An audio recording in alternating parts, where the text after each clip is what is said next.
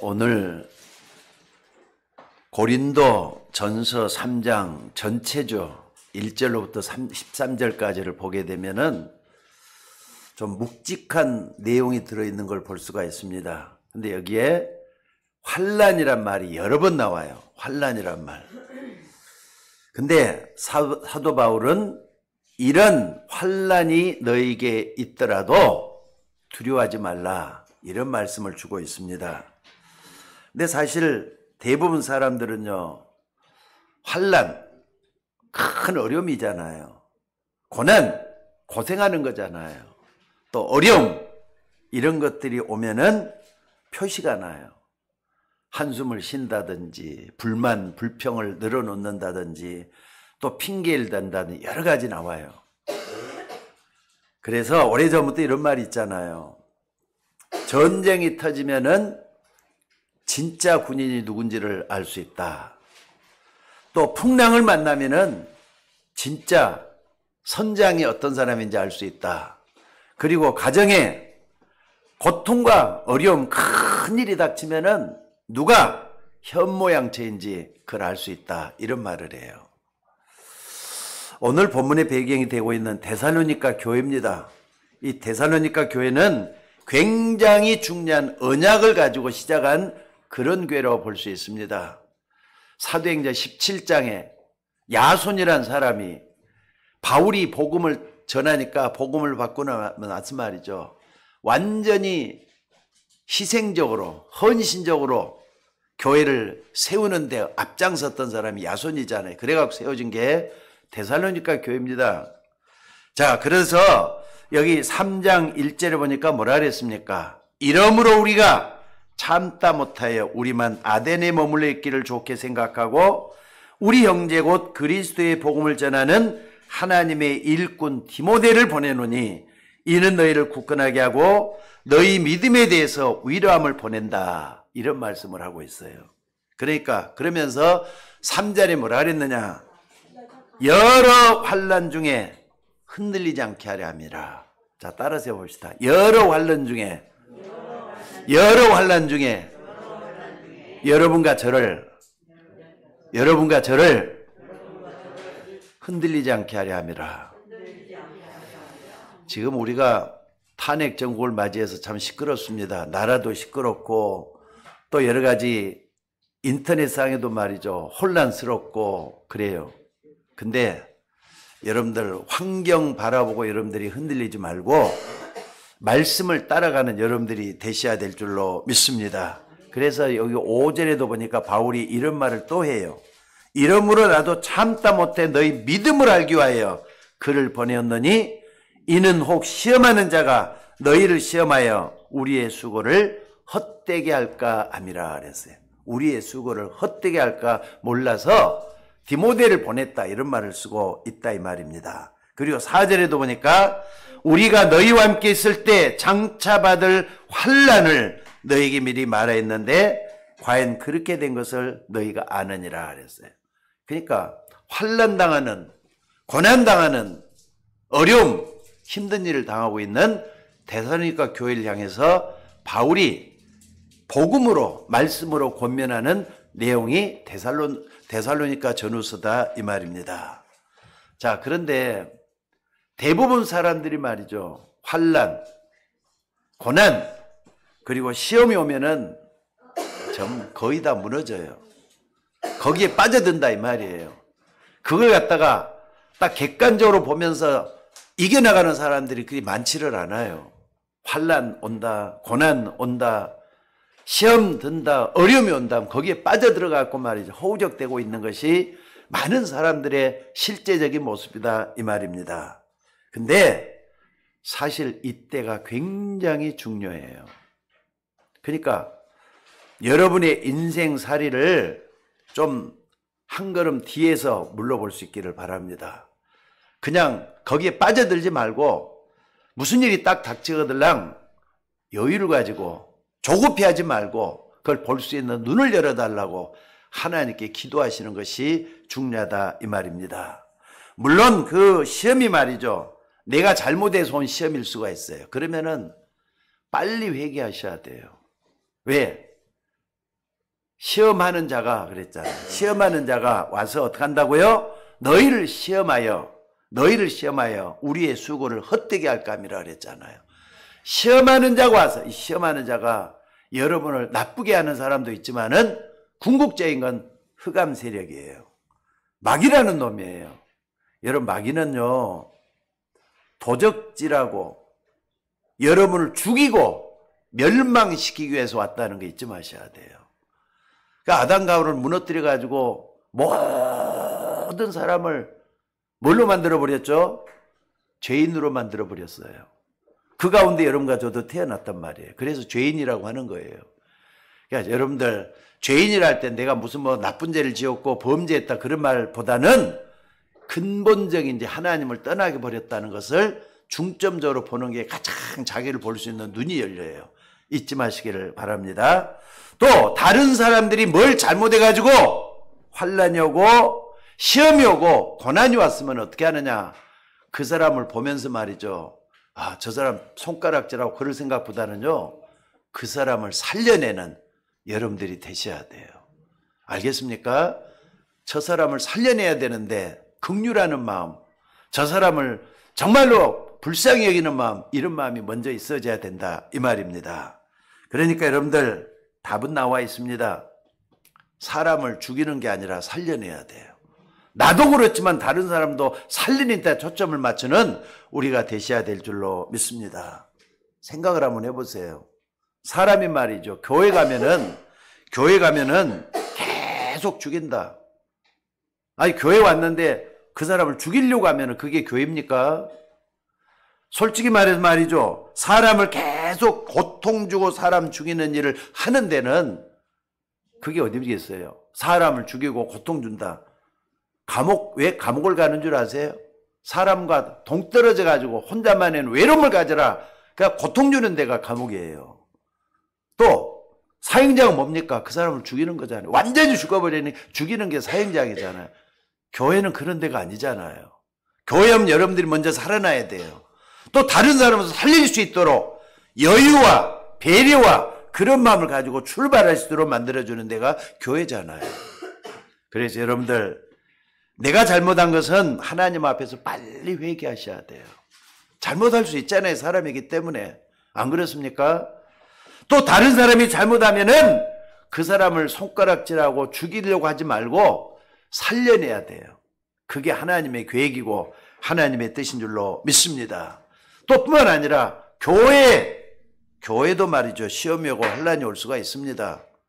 교회가 뭐 이렇게 천국하고 똑같은 데인 줄 압니까? 천국을 향해서 가는 베이스 캠프가 교회지 교회는 천국이 아니에요. 근데 천국처럼 생각해서도 안 돼요. 다만 여기서 우리는 힘을 모아가지고 교회의 힘을 만들어서 정말 뭐 하느냐? 천국 갈 수 있는 힘을 모으자. 이게 교회가 되어야 되는 거예요.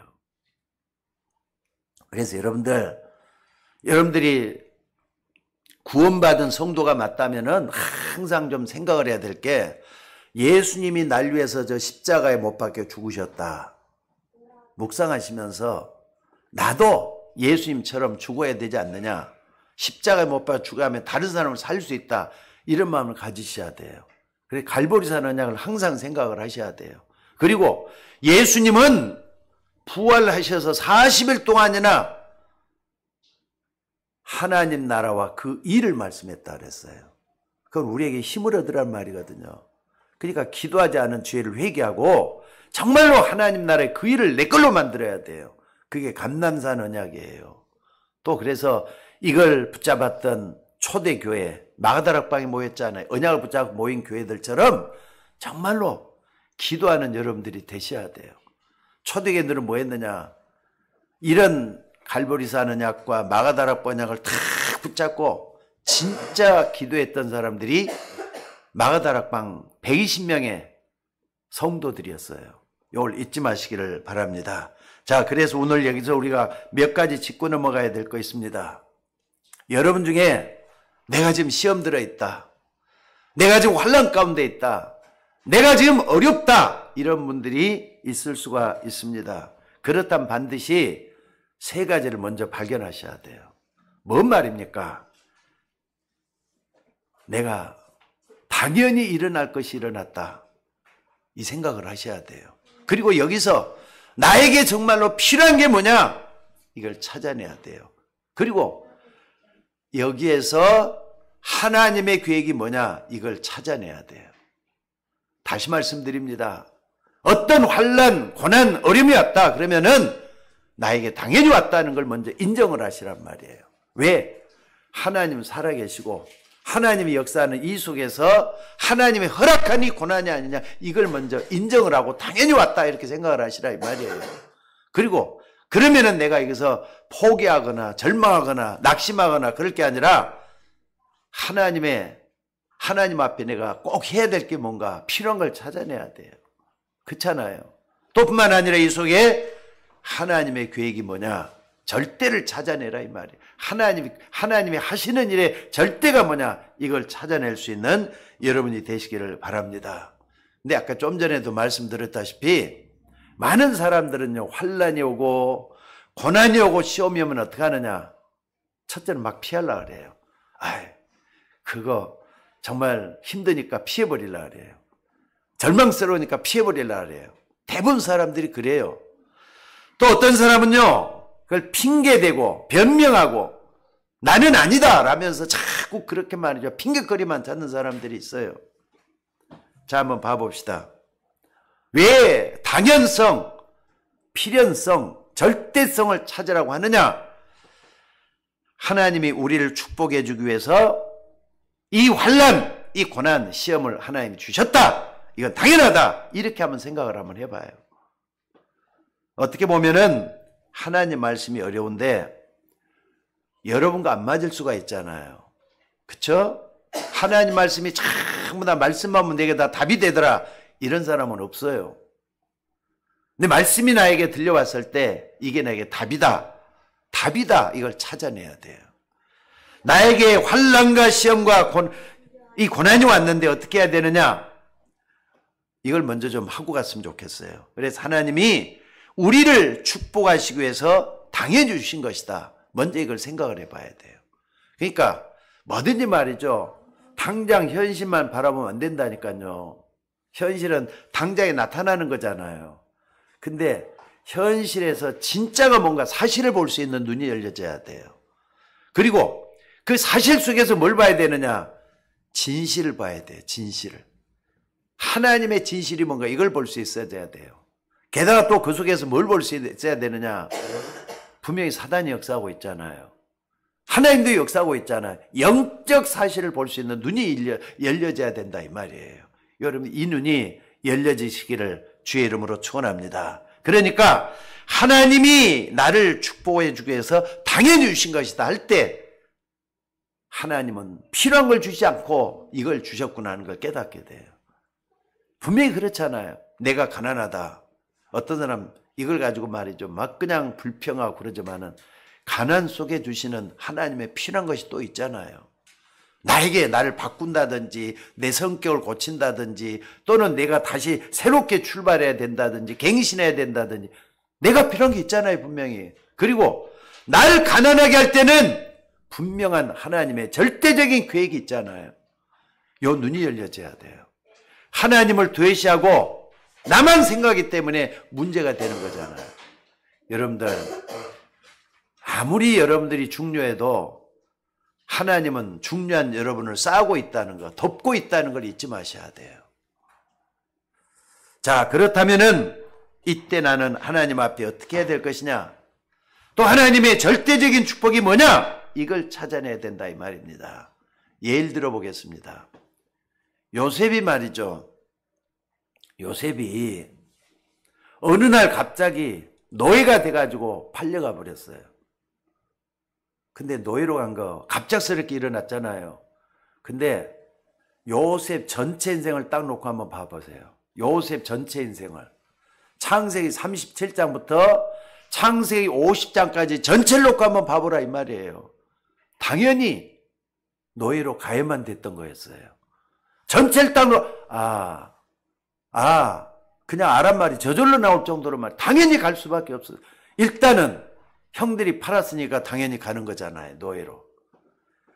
자, 그런데 이렇게 생각하면 어떻습니까? 아까도 얘기했습니다마는 지금 노예로 왔는데 뭐가 당연하냐 할 수가 있어요. 근데 넓게 보라니까요. 여러분 인생도 넓게 봐야 돼요. 여러분의 평생을 한번 놓고 생각을 해보라. 지금 내가 60이다. 아니 50이다 할 때는요. 50까지만 생각하지 말고 내 인생이 100살까지 산다고 봤을 때 지금 내가 어디 있네. 이걸 볼 수 있는 눈이 열려져야 돼. 인생 전체를 한번 놓고 생각을 해보라 이 말입니다. 자, 애굽으로 가는 거. 요셉은 이제 애굽에 가 있잖아요. 지금 노예로 가 있잖아요. 그건 세계를 향하게 만드시는 하나님의 계획이다. 이걸 볼 수 있는 눈이 열려져야 돼요. 그러니까 요셉은요, 창세기 30장 보면은 한마디도 원망했다는 말이 없어요. 하나님은 원망했다는 말이 없어요. 또 불평한 마디가 없어요. 그냥 성경에 딱 우리 답이 되는 거 한 가지만 딱 주어졌어요. 보디바르, 노예로 팔려갈 때도 말이죠. 여호와께서 요셉과 함께 하심으로 그가 형통한 자가 됐다. 그 말만 딱 하고 있어요. 근데 그게 영원한 답이라니까요. 문제가 아니라 영원한 답이란 말이에요. 그러니까 요셉이 애굽에 가는 것은 세계를 향하는 하나님의 계획이었다 이 말입니다. 왜냐? 하나님의 계획이 어디에 있느냐? 여러분 하나님의 계획이 어디에 있죠? 하나님은 이 땅 모든 사람을 구원하려고 하는 세계복음화에 있어요. 하나님은 이 땅을 구원하기를 원하셔요.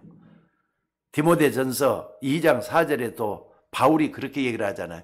하나님은 모든 사람이 구원을 받으며 진리를 아는 데 이기를 원한다 그랬잖아요. 그러니까 이것 때문에 하나님의 애굽으로 보내셨단 말이에요. 요 눈이 열려져야 돼요. 근데 내 형광 이것만 딱 바라보고 하나님이 어떻게 해서 내가 아버지 품속에 있는데 나를 노예로 팔아갖고 이렇게 비참하게 만들어 놓을 수가 있는가. 자존심 상하고 힘들고 어렵고 환난 이게 무슨 말이냐. 불평 불만 내고 그렇게 할 수가 있다 이 말입니다. 여러분들 그러나 요셉의 형들은 이것을 할 수가 없기 때문에 하나님은 지금 요셉을 애굽에 보낸 거였었습니다. 그렇기 때문에 요셉은 애굽에 가야 되는 거라고요. 애굽에 가는 게 뭐라고요? 요셉에게는 하나님의 절대적인 계획이었어요. 요 눈이 열리기를 여러분에게도 좀 열려져야 돼요. 아니 아버지 품속에 있었는데 어떻게 갑자기 형들이 돈 몇 푼에 팔아가지고 미디안 상인에게 팔아서 요셉을 가게 만들 수가 있어요. 그런 경우 여러분들 없습니까? 억울하게 당해가지고 어려움 당한다. 하나님은 애굽 복음을 위해서 요셉을 쓰신 거잖아요. 그래서 하나님은 요셉에게 모든 축복 주시기를 원했던 거였어요. 그게 뭐냐? 여호와께서 요셉과 함께 하심으로 그러니까 형통한 자가 되었다 이렇게 얘기를 하잖아요. 모든 걸 다 주셨다니까. 여러분 이걸 좀 깨달아야 돼요. 여러분의 환경, 여러분의 지금 처하고 있는 여러 가지 입장 이런 것 속에서 이거 깨달아야 돼요. 만약에 여러분들이 이걸 깨닫지 못하면은요 죽을 때까지 고생해야 돼요. 왜? 하나님을 완전히 밀쳐놓고 내 테두리라는 범죄 안에만 생각하기 때문에 온전할 수가 없는 거잖아요. 여러분, 여러분의 인생 속에 하나님은 살아계십니다. 맞으면 아멘 하셔요. 여러분 인생 속에 하나님 지금도 살아서 역사하신다는 걸 믿으시기 바랍니다. 더 중요한 건 하나님이 이때 모든 축복을 다 허락했다는 사실이에요. 그 증거로 히브리서 11장의 구약의 믿음의 사람들 한번 봐보세요. 이들은 환난을 당하고 고난을 당하고 시험을 당할 때 하나님이 다 회복해가지고 말이죠. 믿음으로 아벨은 믿음으로 아브라함을 하면서 전부 다 하나님 다 바꾸는 걸 볼 수가 있잖아요. 안 그렇습니까?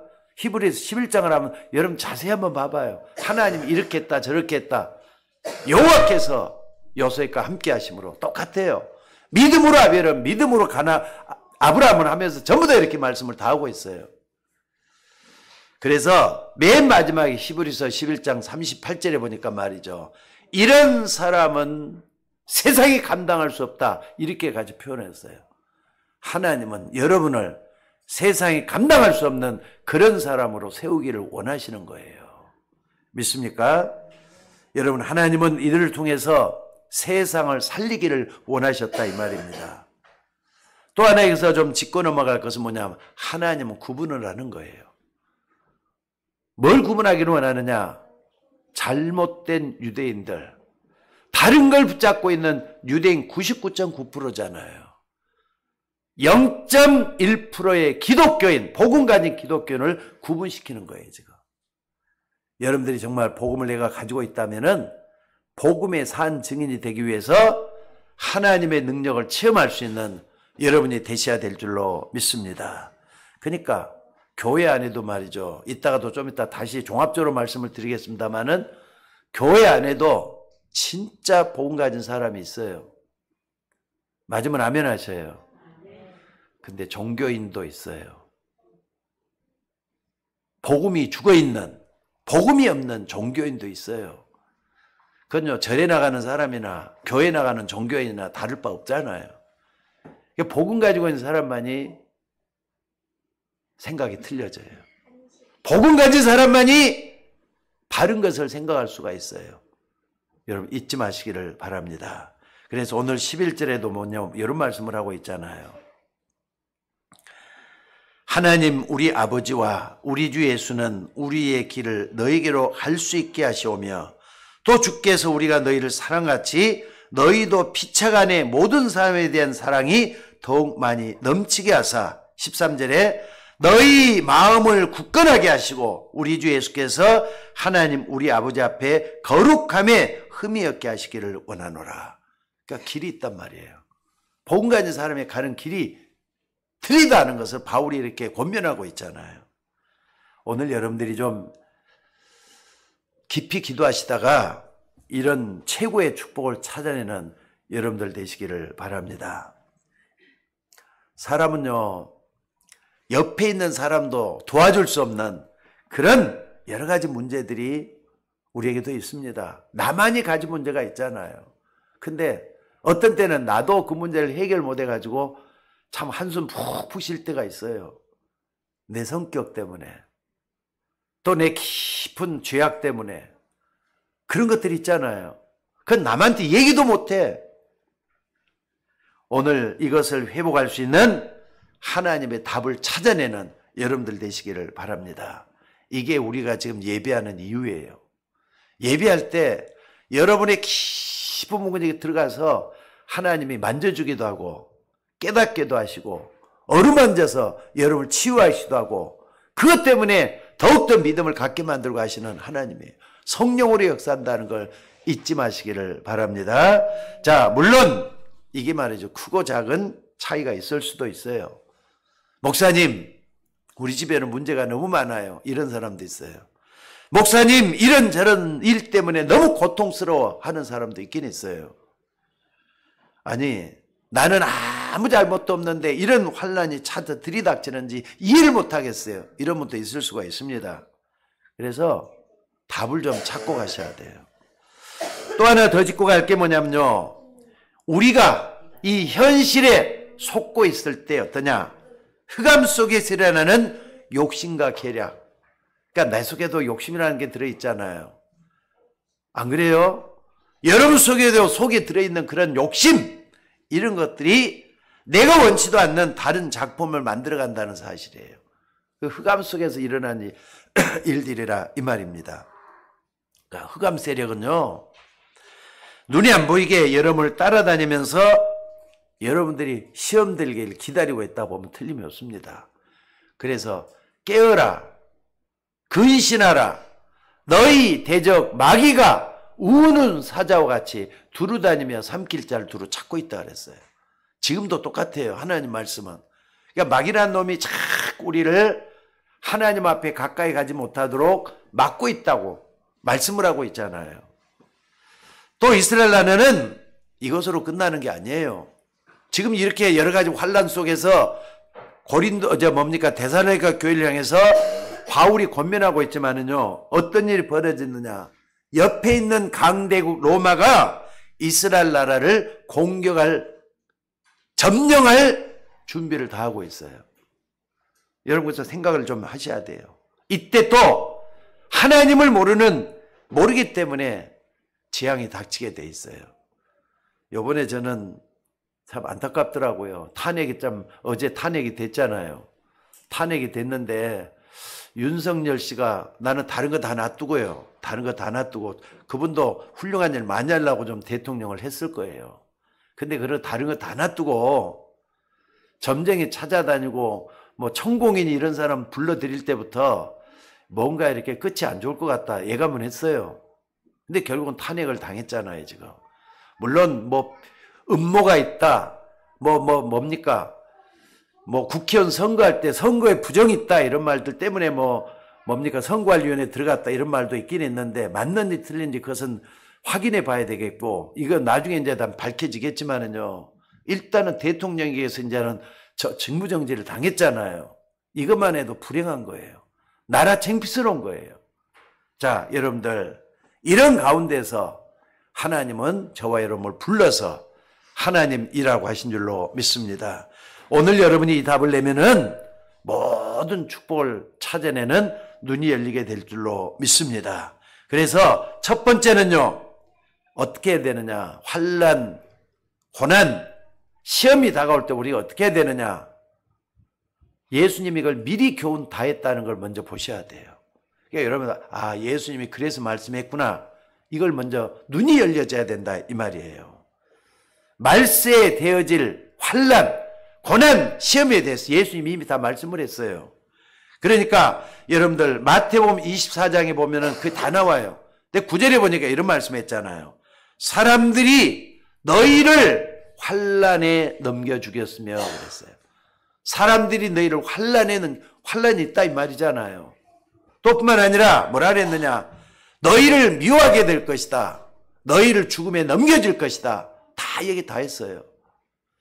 또 첫째 기근과 전쟁이 일어나게 될 것이다. 첫째 내가 그러니까는 내가 그리스도라고 외치는 사람들이 일어나게 될 것이다. 말세에 되어지는 환난과 모든 모습에 대해서 예수님 먼저 다 얘기를 다 했다는 사실이에요. 그래서 예수님의 말씀을 조금 더 종합하면은요. 너희가 지금 환난을 당하고 있느냐? 그러나 그게 끝이 아니다. 꼭 이걸 명심해야 될 것 같아요. 너희에게 큰 시험이 왔느냐? 끝이 아니라는 거예요. 그러나 모든 민족에게 복음이 증거된 후에 끝이 온다 말씀을 하고 있어요. 그러니까 우리는 여러 가지 시험, 환난, 시험 이런 것들, 고난 이런 게 닥치거들랑 당연하게 받아들여야 된다 이 말씀이잖아요. 올 수밖에 없는 것을 먼저 봐야 된다 이 말이잖아요. 그러니까 여러분이 오늘 뭘 붙잡아야 되는지를 알아야 될 줄로 믿습니다. 한마디로 예수님은 여러 가지 환난, 시험, 고난, 어려움이 다가오더랑 두려워하지 말라 이 말이에요. 하나님을 믿기 때문에. 하나님을 믿기 때문에 두려워하지 말라 이 말씀을 하고 계시는 겁니다. 또 마태복음 25장에 보면은 교회에 대한 얘기를 여러 가지로 하고 있어요. 마태복음 25장. 믿는 사람들에 대한 신자 얘기를 하고 있습니다. 좀 더 보면은요. 교회 안에는 여러 사람들이 모이는 데가 교회잖아요. 다 틀려요. 근데 가짜도 있고 진짜도 있다 이 말씀이에요. 여러분들이 내가 가짜인가 진짜인가를 좀 생각을 해보셔야 돼요. 그래서 뭐라 그랬느냐? 이 가짜가 진짜가 있는데 속지 말아야 된다. 그렇게 교회 가서 여러분들이 시험 당하면 안 돼요. 누가 가짜인지 모르잖아요. 하나님만이 아시기 때문에 이걸 볼 수 있어야 되고요. 또 열 처녀 비유를 통해서 예수님은 똑같이 등을 들고 있는 사람들이 오지만은 등에 기름을 들어있는 사람이 하나님의 축복을 받았다. 이 얘기를 하고 있는 게 요지예요. 그러니까 기름이 없으면 등이 있어도 소용없잖아요. 너희가 하나님의 성전인 것과 하나님의 성령이 너희 가운데 거하는 걸 알지 못하느냐? 진짜 믿으면 성령이 역사하고 있어요. 성령이 그 속에 계신다 이 말이에요. 그게 기름이잖아요. 그 딱 붙잡고 있으면 돼요. 또 탤런트 비에서는요. 사람들에게 다 탤런트를 비웠지만은 2달란트, 3달란트 다 이래갖고 각자 남겼다 그랬는데 1달란트 받은 사람은 그걸 가지고 어떻게 했느냐? 땅에 묻어뒀다 그랬어요. 이게 너무 적다고. 땅에 묻어둬. 그 어떤 사람이 땅에 묻어두는 겁니까? 하나님 나라를 위해서. 또 내가 가진 달란트를 복음을 위해서, 하나님을 위해서 쓰지 않는 게 땅에 묻어둔 거나 똑같아요. 무슨 말인지 좀 이해를 하시기 바랍니다. 그러니까 여러분의 삶에서 내 탤런트, 내가 가지고 있는 이런 것 가운데 하나도 하나님 위해 쓰지 않았다. 그게 땅에 묻어둔 거라고 말씀하고 있어요. 나는 열심히 일했다. 그런데 복음을 위해서는 하나도 쓴 것이 없어. 당연히 바깥 어두운데 내어 쫓김을 받게 될 것이다. 예수님이 말씀을 하고 있잖아요. 그래서 여러분 좀 기억하셔야 돼요. 죽도록 헌신하고 고생했는데 복음을 위해서는 하나도 쓰지 않고 세상을 위해서 다 쓰다 죽는다면은 그게 땅에 내 탤런트를 묻어두는 것이다. 잊지 마시기를 바랍니다. 또 여기 마태복음 25장에 보면은 교회 안에는 양이 있다 그랬어요. 당연하죠. 교회 안에는 양이 있어요. 근데 염소도 있어요. 염소도 있단 말이에요. 그러니까 시험 오고들랑 두려워하지 말라요. 교회 안에 염소 양이 다 있잖아요.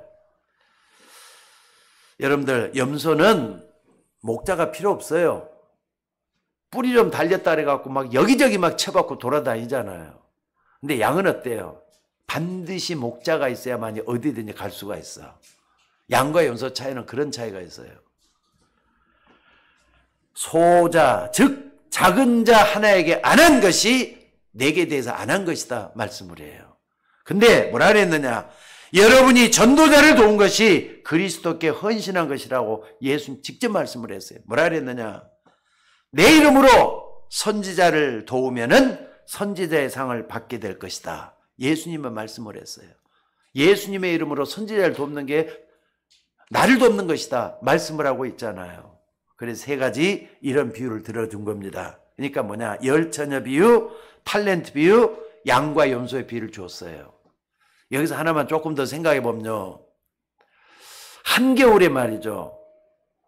목장에서 이런 일이 있다고 합니다. 양의 우리에 꼭 되면은 추운 겨울 되면은 양 한두 마리씩 죽는 양이 생긴다는 거예요. 양이 죽어요. 그러니까 왜 그러냐? 양우리에다 양을 집어넣으면은요, 양이 따로따로 하나씩 따로 있는 게 아니라 추우니까 서로 같이 이렇게 포개고 있단 말이에요. 포개 갖고 있는데 제일 위에 올라가는 이렇게 계속 포갠다는 거예요. 너무 추우니까. 제일 밑에 있는 사람은 숨을 못 쉬고 제일 밑에 있는 양은 숨을 못 쉬고 죽는다 이거예요. 그러니까 양치는 목동은 어떻게 하느냐?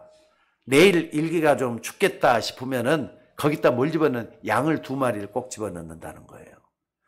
염소를 2마리를 집어넣는다는 거예요. 그럼 염소가 말이죠.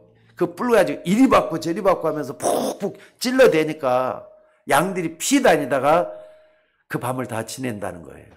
그러면은 양 한 마리도 안 죽는다. 이런 얘기도 해요. 그게 맞는지 틀렸는지 모르겠지만 비유가 그렇게 나와 있더라고요. 자, 오늘 여러분들 염소 2마리가 들어갔는데 양 한 마리도 죽지 않았다. 뭘 의미하는 것 같아요?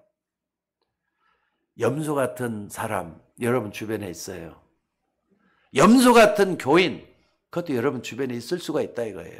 그렇다고 하나님이 염소를 집어넣는 걸 그걸 어떻게 하느냐 이거예요. 그랬으면은 거기에서 뭔가 하나님의 계획을 찾아내고 내가 뭘 필요로 해야 되는지를 찾아내야 될 거 아닙니까? 부지런히 쫓아다니는 거 하나님의 계획일 수가 있잖아요. 더 중요한 것은 누가복음 23장 8절에 보니까 나를 위해서 울지 말고 너희 자녀를 위해서 울라. 예수님이 말씀을 했어요. 예수님은 여러분의 자녀들을 위해서 또 우리의 후대를 위해서 울라고 얘기를 했어요. 뭐가 중요하냐? 복음을 모르면은 우리의 자녀들은 미래가 불투명하잖아요. 복음을 알게 하는 그 축복 속에 들어가라 이 말이잖아요. 그래서 하나님이 주시는 교훈을 붙잡는 최적의 기회가 환난, 시험, 어려움, 고통이라는 거 잊지 마셔야 돼요. 하나님 주신 기회라고 생각을 해보면은 그게 어려움이 아니라는 거 잊지 마시기 바랍니다. 그리고 두 번째로 이런 환난과 고난과 시험은 사도 바울에게도 많이 찾아왔다는 걸 먼저 여러분들이 아셔야 돼요. 전도자 바울에게도 이게 찾아왔어요. 시대적인 전도자가 바울 아닙니까? 근데 이 바울은 이 어려움 속에서 뭘 했느냐? 복음을 항상 붙잡고 답을 찾아냈던 바울이라 이 말이에요. 그러니까 복음이 뭔가를 내가 딱 알고 적응을 항상 거기다 시키는 거예요. 그러니까 여러분 세상을 볼 때도 어떻게 해야 되느냐? 복음의 눈으로 세상을 보는 게 중요해요. 잊지 마시기를 바랍니다. 다시 말해서 바울에게 있어서 환난과 고난과 시험은 하나님의 역사가 나타나는 최고의 기회였다 이 말이에요. 무슨 말인지 알겠습니까? 이런 사실이 사도행전에 보면 참 많이 나타나요. 바울이 그 전도 행전을 쭉 따라가 보면은 그냥 알 수가 있어요. 특별히 사도행전 16장에 보면요. 바울이 말이죠. 마게도냐로 갈 수밖에 없는 하나님의 인도를 받게 되는 경우가 있었어요. 근데 거기 갔다가 루디아도 만나는 좋은 일도 있었지만은 어떻게 하느냐. 무당, 그러니까는 점치는 무당 하나를 살려내잖아요. 그게 무당에게 말이죠. 귀신을 쫓아내줘요. 근데 그게 화가 돼갖고 어떠냐. 점치는 무당 뒤에는 어린 소년 무당 뒤에는 돈 버는 주인이 있었다는 걸 생각을 못했던 것 같아요. 그러다 보니까 이 주인이 결국은 어떻게 합니까? 바울을 감옥에 집어넣게 만들잖아요. 복음 전하다가 감옥에 들어가는 일도 생겼다 이 말이에요. 그리고 17장에 보면은 어떤 일이 생기느냐. 바울이 복음을 전하는데 유대인들이 깡패를 동원해 가지고 어떻게 하냐. 바울을 그렇게도 힘들고 괴롭게 만들어요. 이런 일을 당했다니까요. 또 뿐만 23장에 보면은 바울이 복음을 전했는데 그게 이상하게 말이에요. 법정에서 가지고 시시비비를 가릴 수밖에 없는 그런 상황까지 들어가는 걸 볼 수가 있어요. 그리고 사도행전 27장에 보면요. 바울이 죄수의 몸이 돼가지고 알렉산드리아 호를 타고 어떻게 합니까? 심판받으러 로마 가이사 앞에 가는데 어떤 일이 벌어졌느냐? 14일 동안이나 괴풍이 말이죠. 어마어마한 폭풍이 몰아닥치면서 사람이 다 죽게 생겨버렸어요. 14일 동안이나 고통을 당하면서 어려움을 당했다 이 말이에요. 유라굴라는 큰 폭풍을 당해갖고 어려움을 당했어요. 그러니까 바울이 다메섹에서 회개하고 나서 하나님의 길을 걸어가는 전도자의 앞길이 어떤 일이 생겼느냐. 30번 이상이나 어려움이 막 닥치는 거예요. 그러니까 감옥에도 갇히고 매도 맞고 또 강의 위험도 당하고 강도 위험도 당하고 자지도 못하고 목마르고 춥고 배고프고 죽을 고비를 수없이 남겼다 이 말이에요. 그런데 이게 뭡니까? 이런 일들 가운데서는요. 하나님의 능력이 나타날 수 있도록 만드는 최고의 기회가 됐다는 사실이에요. 여러분들 진짜 기도해서 내가 환난, 고난, 어려움을 당할 때 하나님의 기적을 만들어내는 하나님이 기적을 일으키는 주인공들이 좀 되셔야 될 줄로 믿습니다. 성경이 다 그랬잖아요. 여러분이 환난, 시험, 고난당을 있다면은 그리스도께서 가장 중요한 최고의 기회인 것을 기억하고 나를 향한 하나님의 길을 발견해야 되겠어요. 그리고 이때 하나님 나에게 주시는 증거 붙잡으셔야 돼요. 아, 이때 하나님 주시는 거 뭐냐? 그러니까 어떤 사람은요. 신앙 따로, 삶 따로가 되는 사람이 있어요. 이거 아닙니다. 신앙과 삶은 하나가 돼야 돼요. 그래서 기도하라고 하는 겁니다. 어려움을 당할 때는 기도하라. 어려움 당할 때는 말씀 붙들라. 살아있는 하나님 말씀 붙들라. 그렇게까지 얘기하는 거 잊지 마시기 바랍니다. 그래서 감옥에 갇혀있는 바울을 갖다가 신학자들이 여러 가지 해석을 해요. 바클레이 같은 신학자는 뭐라 그랬느냐. 지금 바울은 하나님께로부터 가장 특혜를 많이 입은 자리에 앉아있다. 이렇게 얘기를 했어요. 감옥에 갇혀있는 거 보고 하나님의 특혜를 받는 자리에 앉아있다. 이렇게 얘기를 해요. 그리고 유명한 명설교자였던 스펄전이라는 목사는 뭐라 그랬느냐. 바울이 지금 감옥에 갇혀있는 게 아니라 감옥이 바울을 가뒀다 이런 말을 했어요. 그러니까 감옥이 바울을 누르지 못했다 이 말이잖아요. 오늘 여러분에게도 그런 축복이 일어나줘야 될 줄로 믿습니다. 그러니까 속지 마시기 바랍니다. 여러분들 성도들이 속으면은 속는 만큼 손해보는 거예요. 여러분들이 어려움 당할 때마다 하나님의 능력을 더욱더 붙잡고 설 수 있는 여러분들이 되시기를 주의 이름으로 축원합니다. 그리고 세 번째는 뭐냐? 여러분들이 환난 당하고 고난 당하고 시험 당할 때는요, 미래를 대비하는 최대 기회가 된다는 거 잊지 마셔. 최대 기회, 최대 기회. 그러니까 어려움 당할 때 날 좀 여유가 없는 것 같아요. 조급한 게 문제라 이 말이에요. 조급하니까 문제에 빠져들고 어려움에 빠져들고 조급한 게 문제입니다. 근데 한 발짝만 조금 멀리 보면은 내 환경이 보이고 내 모든 모습이 보이게 돼 있어요. 이 속에 들어갈 수 있기를 바랍니다. 그래서 오늘 6절에 한번 봐보세요. 6절에 뭐라 했느냐? 바울이 말이죠. 디모데를 보냈다고 기록을 하고 있습니다. 바울은 너희에게 지금 이 환난을 이기도록 하기 위해서 디모데를 보냈다 그랬습니다. 자, 이 디모데가 누구겠습니까? 바울이 최고 환난을 당할 때 죽음의 위기가 일어날 그때 바울에게서 복음을 받고 일어난 사람이 디모데였습니다. 그래서 여러분들 세상에는 뭐가 없느냐? 우연한 일이 절대로 없어요. 여러분 주변에 일어날 일도 절대로 이건 우연이다 이런 말이 없을 정도로 하나님은 역사하실 거예요. 바울이 루스드라에서 말이죠. 돌에 얼마나 많이 맞았던지 간에 피투성이가 돼가지고 거기서 막 쓰러졌는데 사람들이 말이죠. 바울이 죽은 줄을 알고 갖다 버렸다 그랬어요. 근데 성경은 뭐라 그랬느냐? 바울이 죽은 줄 알고 갖다 버렸는데 거기서 또 일어나가지고 어딜 갔느냐? 어딜 갔느냐? 만신창이가 된 그 몸을 가지고 바로 루스드라로 또 들어갔다 그랬어요. 왜 갔냐? 거기에는 제대로 된 제자가 있었기 때문에 그랬다 그랬어요. 제대로 된 제자가 거기 있었기 때문에. 그래서 거기서 나온 인물이 바로 이 디모데였습니다. 그러니까 바울은요, 전도하러 다니면서도 제일 중요한 게 뭐냐? 제자 찾는 사역에 최고로 중심을 두고 있는 걸 볼 수가 있습니다.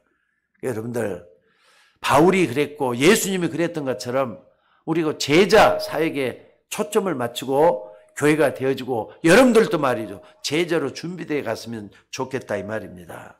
자, 그런 디모데를 다시 너에게 보낸다잖아요. 그러니까 얼마나 환난, 고난, 시험 당할 때 이걸 이겨낼 수 있는 것이 중요한가 하는 걸 볼 수가 있습니다. 더 중요한 게 뭐냐? 여러분 한번 봐보세요. 우리의 미래 아무도 모르잖아요. 지금 이 데살로니가 전서를 기록했던 때가 뭐냐면 주후 51년경이에요. 주 51년경은 뭐가 좀 짚히는 거 없습니까? 주 70년에 어떤 일이 일어났죠? 로마가 이제 망해버렸잖아요. 그러니까 바울은 디모데를 보내면서 환난, 고난, 시험이 올 걸 대비하라. 미래를 대비하라는 말씀을 계속한 걸 볼 수가 있어요. 물론 바울은 하나님이 아니기 때문에 이렇게 뭐 그거 망할 거니까 대비하라 이런 말씀은 안 했을 거예요. 다만 대비하기 위해서 어떻게 해야 된다 이 말씀은 했을 것 같아요. 자, 오늘 여러분들 우리 앞에도 앞으로도 무서운 환난이 닥칠 수 있다고 생각을 해야 돼요. 앞으로도 말이죠. 그러니까 당장 눈앞에 있는 건 바라보지 말고 하나님 불신앙하지 말고 환난에 넘어지지 말고 고난과 시험에 넘어지지 말고 이걸 넘어서서 하나님의 계획을 발견할 수 있는 우리들이 되셔야 될 줄로 믿습니다. 그리고도 말이죠. 이스라엘은 2000년 동안이나 역사 속에 떠도는 그런 불쌍한 민족이 됐다는 거 잊지 마셔야 돼요. 왜 그랬을까요? 바울이 말했던 건 전혀 상관없이 갔던 유대인이기 때문에 하나님 그들을 버릴 수밖에 없었던 걸 볼 수가 있습니다. 그래서 여러분이 당하는 어려움을 한마디로 말하자면은 힘든 환난, 고난, 시험은 그리스도께서 허락하신 그것을 찾는 최적의 기회가 된다는 걸 잊지 마시고. 그러니까 요 속에서 하나님이 허락한 게 뭐냐? 이걸 찾아내라 이 말입니다. 자, 이런 하나님의 메시지를 깨달은 바울이 데살로니가를 전달하는 최고의 기회를 삼았다는 거. 그래서 고린도 교회를 데살로니가 전서 이걸 써가지고 지금 후대들에게 다 전달하고 있잖아요. 이런 환란이 있으니까 이런 환란의 때는 이렇게 하라 하면서 메시지를 전달하고 있는 거예요. 어떤 목사님이 자기 고백을 하는데 자기가 아주 어릴 때 말이죠. 집이 굉장히 좀 가난했는가 봐요. 돈이 없으니까 많이 힘들었겠죠. 그러니까 그때가 언제냐. 자기 아버지가 얼마 전에 세상을 떠났대요. 자식들 몇이 딱 불러다 놓고 자식들 불러놓고 그런 말을 했대요. 뭐라 그랬느냐. 야, 네 아버지는 일찍 돌아가셨는데 이제 엄마가 너희들을 기도로 키워야 된다. 근데 나는 너희들 알다시피 배운 게 없지 않느냐. 그리고 기술도 뚜렷한 기술도 없다. 그렇기 때문에 너희들을 어떻게든지 키워야 되는 대기는 돈을 벌어야 된다 하면서 말이죠. 얘기를 했대요. 뭐라 그랬느냐. 너희들을 먹여 살리기 위해서 나는 염려할 시간도 없다. 아니 나는 아플 시간도 없어. 너희들이 그걸 좀 알았으면 좋겠다 하면서 너희들이 나를 위해서 기도해달라. 하나님 믿기 때문에 그 얘기만 했대요. 그런데 그 엄마는 허드렛 일을 하면서 이 자식들을 키웠던 모양입니다. 그 중에 이 목사님 한 분이 나중에 이제 성공을 해갖고 다시 엄마가 했던 말을 생각을 해보니까 아, 엄마는 그때 우리를 위해서 이러이러한 믿음을 남겨주셨어. 그래서 나는 목사가 됐어. 이런 얘기를 했어요. 자, 근데 이 목사님이 나중에 성장을 하면서 말이죠. 엄마가 아빠 돌아가시고 얼마 안 돼가지고 그 얘기를 딱 한 게 항상 생각이 나가지고 믿음을 지켰다고 합니다. 하나님 앞에서 주신 그 믿음을 지키면서 계속 나갔다는 거예요. 그래서 자기가 목사가 됐노라. 이런 얘기를 제가 들었어요. 여러분 나중에 성공을 한 목사님이기 때문에 그런 게 아니라 엄마가 말했던 그 언약 그걸 딱 붙잡고 말이죠. 평생을 언약으로 삼고 기도했다고 합니다. 여러분 오늘 5절을 잘 보내시 바랍니다. 바울이 디모데를 보내면서 이런 말을 했어요. 이러므로 나도 참다 못하여 너 믿음을 알기 위해서 그를 보내었느니 이는 혹 시험하는 자가 너희를 시험하여 우리 수고가 헛되게 할까 함이라. 그러니까 시험하는 사람이 여러분 주변에 믿음을 다 흐트러나 버리잖아요. 거기에 빠져들지 말라 이런 말씀을 하는 겁니다. 오늘도 여러분들 말씀의 중량을 좀 깨닫고 하나님 앞에 서 있는 여러분들 되시기를 바랍니다. 솔직히 말해서 말이죠. 유대인들은 복음과 전혀 상관이 없었어요. 근데 그 유대인들이 복음과 전혀 상관없는 그 유대교 때문에 어떻게 했느냐. 이스라엘 자체가 복음과 상관없게 만들어놔 버렸어요. 이스라엘은 복음을 중심으로 해서 살아가야 될 사람, 복음과 전혀 상관없이 돼버렸어요. 강대국들이 역사를 보면요. 강대국 수만 나라를 정복을 했잖아요. 그럼 어느 나라를 본받고 어느 나라를 본받고 하지만은 강대국들이나 남겨놓은 게 뭔 줄 아세요? 지금도 마찬가지예요. 강대국 의지할 필요도 없어요. 강대국들이 남겨 잿더미밖에 남은 게 없잖아요. 그러니까 헛된 거잖아요. 헛된 거. 강대국을 따라갈 필요도 없어요. 우리도. 그래서 여러분들이 지금도 여러분의 자녀들이나 후대들에게 헛된 시간에 속지 말라고 좀 가르쳐야 될 것 같아요. 사람들은 다 강한 자를 따라가잖아요.